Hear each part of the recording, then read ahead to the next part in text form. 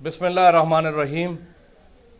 8 जुलाई 2016 को बुरहान वानी का यौम शहादत है।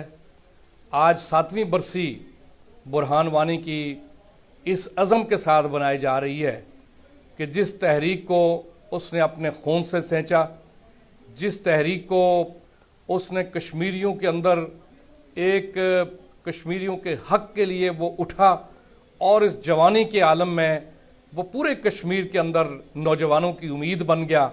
आज भी बुरहान वानी और बुरहान वानी के नाम से इंडिया लरजता है और अक़वाम मुत्तहिदा के ऐवानों में बुरहान वानी की वो बात जो नवाज शरीफ ने अक़वाम आलम के अंदर वहाँ उठाई कि बुरहान वानी अक़वाम मुत्तहिदा की करारदादों की बात करता है, आज भी कश्मीरियों के लिए वही रोल मॉडल है।